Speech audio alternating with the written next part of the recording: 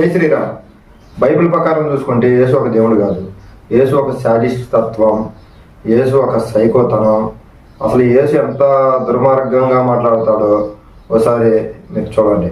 లోక 18వ అధ్యాయం 24వ వచనం. యేసు అతన్ని చూసి, ఆస్తిపాస్తులు ఉన్నవారు దేవుని రాజ్యంలో ప్రవేశించడం ఎంతో కష్టం. 25వ వచనం. ధనవంతుడు దేవుని రాజ్యంలో ప్రవేశించడం కంటే ఒక ఒంటె సూది రంధ్రం గుండా వెళ్ళడం తేలిక అన్నాడు. ఆస్తిపాస్తులు ఉన్నవారు దేవుని రాజ్యంలోకి ఎవరు ప్రవేశించరంట.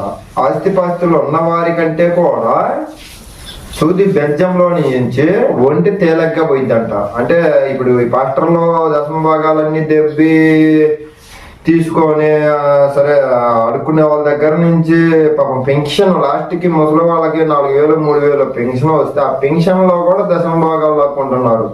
మరి వాళ్ళు ఇవన్నీ తీసుకొని వాళ్ళ కవర్లడంగా పొలాలు లేకపోతే బిల్డింగ్ లో రకరకాలంగా ఆస్తి సంపాదిస్తున్నారు కదా సువార్త పేరు మీద. మరి వీళ్ళందరూ యేసు చెప్పినట్టు పరలోకానికి వెళ్ళరు. 26వ వచనం. ఇది విన్నవారు, అలాగైతే ఎవరు రక్షణ పొందగలరు అని అడిగారు. 27వ వచనం. అప్పుడు అందుకు ఆయన, మనుషులకు అసాధ్యమైనవి దేవునికి సాధ్యమే అని చెప్పాడు. 28వ వచనం. అప్పుడు పేతురు ఇలా అన్నాడు, చూడు, అన్ని వదులుకొని నిన్ను అనుసరించాం అని అన్నాడు. అంటే పేతురు అంటే అన్ని వదులుకొని ఆయన అనుసరించాడంట. ఆయన పట్టుకొని పోయేటప్పుడు ఏసు ఎవరో నాకు తెలియదు అని చెప్పిన ఆయన పేతురు. ఈయన తొందరగా పరలోకానికి వెళ్తాడు. 29వ వచనం. అందుకు ఆయన, దేవుని రాజ్యం కోసం ఎవరైనా తన ఇంటినైనా, భార్యనైనా, అన్నదమ్ములనైనా, తల్లిదండ్రులనైనా, పిల్లలనైనా వదులుకుంటే అతనికి 30వ వచనం. ఈ లోకంలో ఎన్నో రేట్లు రాబోయే లోకంలో నిత్య జీవం కలుగుతాయని మీకు ఖచ్చితంగా చెబుతున్నాను అన్నాడు. అసలు చూడు ఎంత సైకోతనమో, ఎంత దుర్మార్గమో. ఏనంట, నిన్ను వారిని పొరుగు వారిని ప్రేమించు అనే అంత శాంతి బోధకుడు అంట.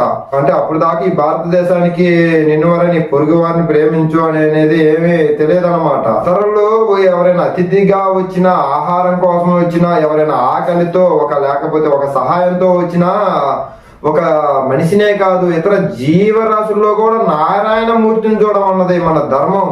మరి యేసు శాంతి బోధ, నిన్ను వాళ్ళని పొరుగు వారిని ప్రేమించు అని అన్నాడు అని ఒక్కడే పట్టుకుంటారు. కానీ యేసు సైకోతనం, యేసు దుర్మార్గమైన ఆలోచనలు, దుర్మార్గమైన మాటలు అవి విని జనాలకు చెప్పడం వీళ్ళకి చేత కావట్లా. ఎందుకు? వీళ్ళకి దశమ భాగాలు అనే బొచ్చులో డబ్బులు పడవు కాదు కాబట్టి.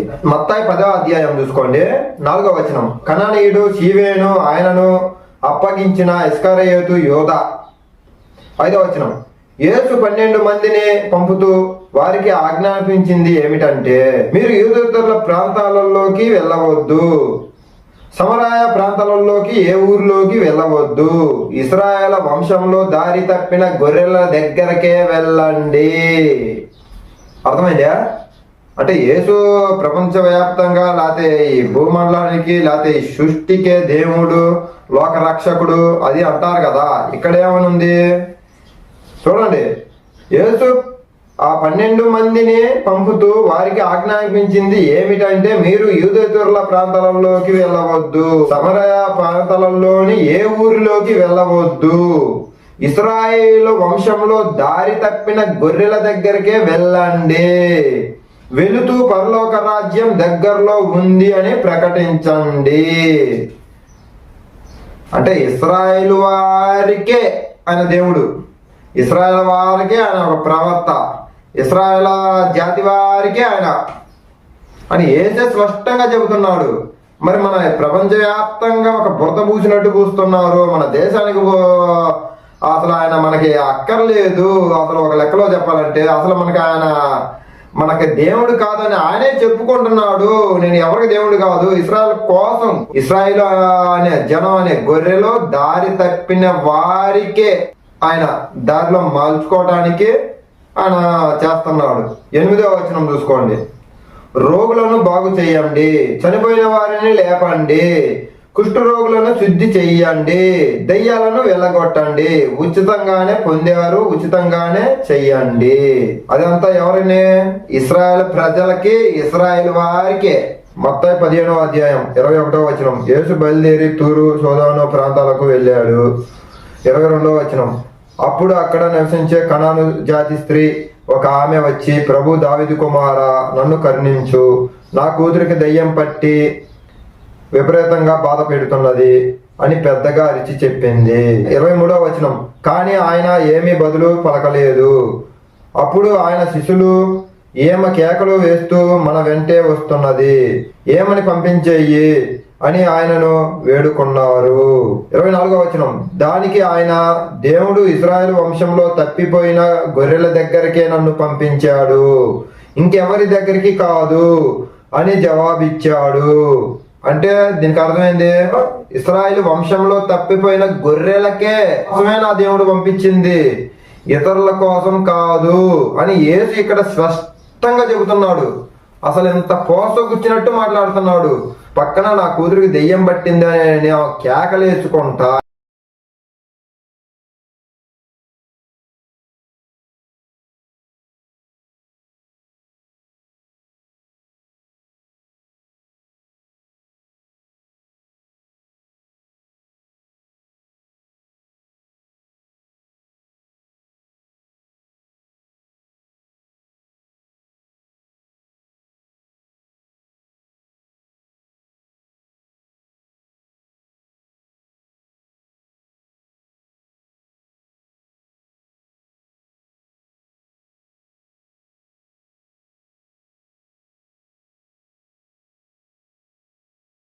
అయినా ఆమె వచ్చి, ఈయన అయితే నా కూతుర్ని రక్షిస్తాడు అని గట్టిగా పదయబడింది.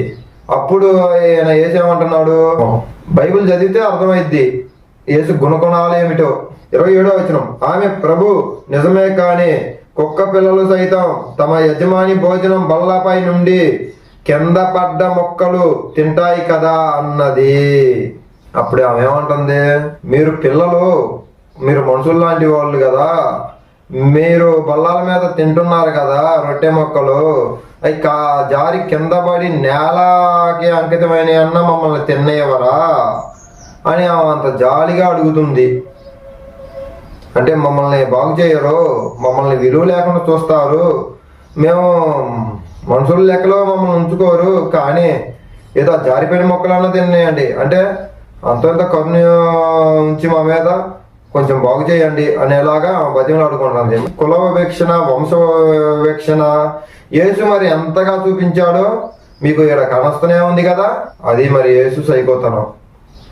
కుల వివక్షణ ఉంది భారతదేశంలో, స్త్రీకి విలువ లేదు, అది ఇది అని నక్కబొక్కల కోతలు కోయటమే. కానీ ఈ పాస్టర్లో బైబిల్ సరిగ్గా చదివి అసలు యేసు బుద్ధి ఏందో, యేసు మనస్తత్వం ఏమిటో, యేసు అసలు సైకోతత్వం ఏమిటో, అసలు యేసు తత్వం ఏమిటో కూడా అర్థం చేసుకొని కూడా రక్తపు గూడు లాంటి జనాల డబ్బులు దశమ భాగాల పేరు చెప్పుకొని సువార్త మేము లోక రక్షణ కోసం పనిచేస్తున్నామని వీళ్ళ సంపాదన కోసం, వీళ్ళ డబ్బు కోసం ఎన్ని దుర్మార్గాలు చేస్తున్నారో చూడండి మీరే.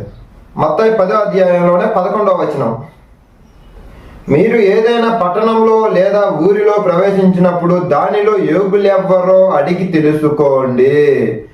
అంటే మీరు ఎవరైనా ఒక పట్టణంలో కానీ ఊరిలో కానీ వెళితే దాంట్లో ఆ ఊరిలో ఎవరు యోగ్యులో అంటే మంచివారో తెలుసుకోండి, అడిగి తెలుసుకోండి. అక్కడ నుండి వెళ్ళే వరకు అతని ఇంట్లోనే అతిథిగా ఉండిపోండి. 12వ వచనం. ఆ ఇంట్లో ప్రవేశిస్తూ ఇంటి వారికి శుభం పలకండి. మంచిదే, అంటే వీళ్ళకి ఫుడ్ గిడ్డు అంతా పెట్టారు కాబట్టి శుభం పలకండి, మంచిదే. సహాయం చేసిన వాళ్ళకి శుభం పలకండి అని అన్నాడు. అంటే సహాయం చేయకపోతే చూడండి ఇంకా ఏమంటారు. 13వ వచనం. ఆ ఇల్లు యోగ్యమైనదైతే మీ శాంతి దానిపైకి వస్తుంది, దానిలో యోగ్యత లేకపోతే మీ శాంతి మీకు తిరిగి వచ్చేస్తుంది. 14వ వచనం, ఎవరైనా మిమ్మల్ని చేర్చుకోకపోతే, మీ మాటలు వినకపోతే, మీరు ఆ ఇంటిని గాని ఆ ఊరిని గాని విడిచి వెళ్ళేటప్పుడు మీ పాద ధూళి దులిపి వెయ్యండి. 15వ వచనం, తీర్పు దినాన ఆ పట్టణానికి పట్టే గతి కంటే సోదమ గొమొర్రా నగరాల గతి నయంగా ఉంటుందని మీతో ఖచ్చితంగా చెబుతున్నాను. ఏమంటున్నాడు? మిమ్మల్ని ఎవరైనా చేర్చుకొని మీకు అన్నం, ఫుడ్, సౌకర్యాలన్నీ చూసుకుంటే వాళ్ళనే శుభం పలకండి. ఎవరైనా మీ మాటలో వినకుండా మిమ్మల్ని ఎవరైనా గౌరవంగా చూసుకోకపోతే సొదొమ గొమొర్రా పట్టణాల కంటే భయంకరమైన గతి మీకు వాళ్ళకి పట్టిద్దని చెప్పండి. లోతు కూతుర్లు సంసారం చేశారు, 2 పిల్లలు అన్నారు, తల్లిదండ్రులతో అది అన్నారు కదా. ఆ యెహోవా దేవుడు లోతు కూతురుల్ని వాళ్ళు ధర్మాత్ములు, మంచివారు అని వాళ్ళ ముగ్గురినే బతికించి అందరిని నాశనం చేశాడు కదా సొదొమ. అలాగా అంతకంటే భయంకరమైన గతి వెలగబట్టిద్దంట. మరి ఇది దేవుడు పవర్.